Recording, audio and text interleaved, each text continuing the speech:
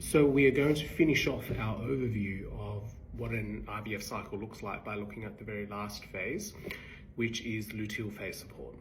Luteal phase support happens after the embryo has been transferred in, and it essentially the giving of medications to support the pregnancy. Now, to understand luteal phase support and why we need it, we probably need to talk a little bit about the actual luteal phase itself. The luteal phase in a 28-day menstrual cycle is the last 14 days. It commences after ovulation and ends with the period. Several things happen to the endometrial lining during the luteal phase. So prior to ovulation, the lining was actually very much what we call proliferative in nature. It built up in thickness by cell division. That stops with luteal phase. In the luteal phase, the cells themselves get bigger, but they don't increase in number.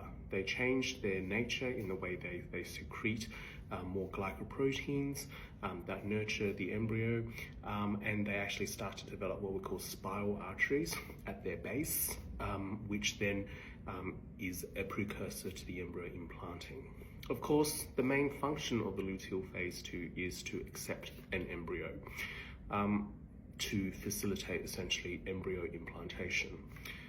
It is a bit of a common misconception that the entire luteal phase is receptive to the embryo, when in reality the window in which the embryo has to implant, appropriately named the window of implantation, is really only sort of 24 to 48 hours, maximum 72 hours.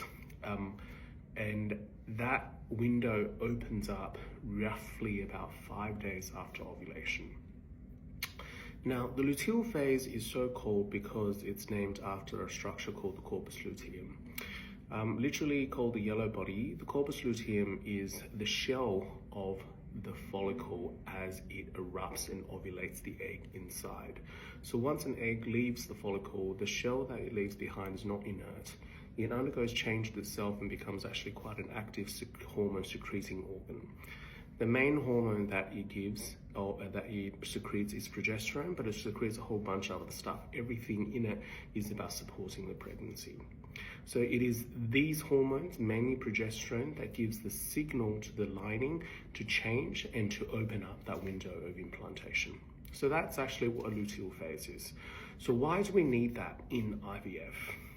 I think the important thing to understand about IVF is that the luteal phase in IVF is either non-existent or completely changed and aberrant, so that we need support.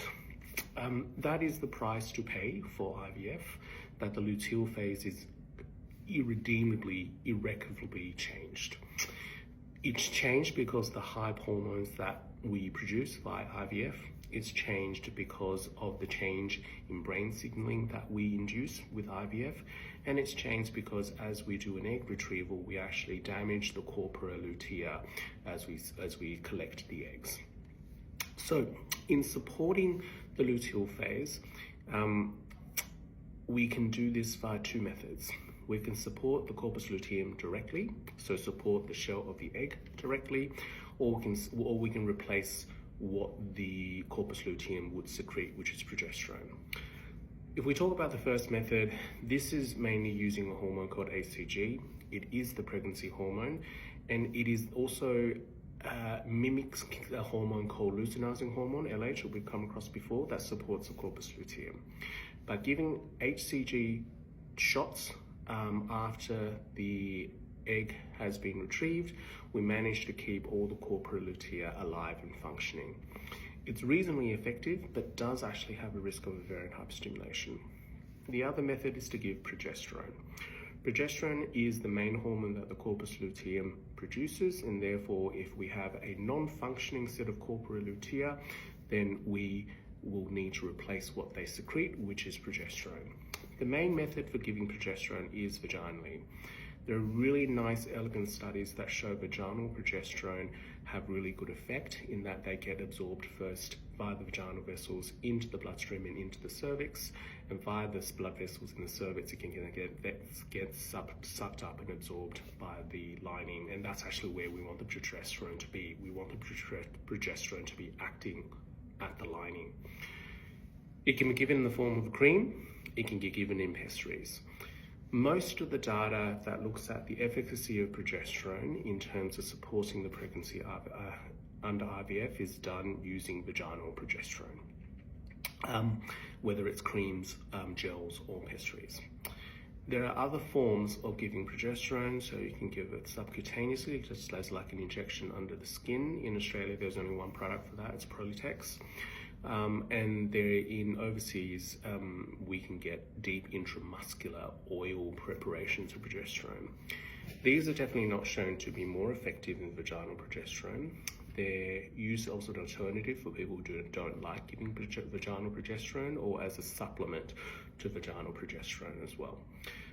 There are some studies that say that intramuscular progesterone is not as effective as vaginal progesterone. And intramuscular progesterone preparations do have their own side effects, and mainly because there's quite a deep, viscous, thick oil that gets injected. It can cause pain, it can cause some bleeding, and it can cause abscesses deep in the muscle as well. Their use is that intramuscular progesterones don't need to be given every day, so they can give one shot and it'll last for about a week. You can also give progesterone via oral tablets. The issue with oral progesterone tablets is that a lot of it gets metabolized by the liver. So in order for you to use oral tablets alone and not use any vaginal pessaries, then you need to give a lot of it. And when you give a lot of it, that's when you get some of the side effects of progesterone, such as mood changes and breast swelling and appetite changes as well. So progesterone supplementation is probably in Australia the mainstay of luteal phase support, and this is really the final step of the IVF process. So you start that really from the egg collection. It's there to support any pregnancies and embryos that are implanting, and then we don't really stop it until at the very least a pregnancy test.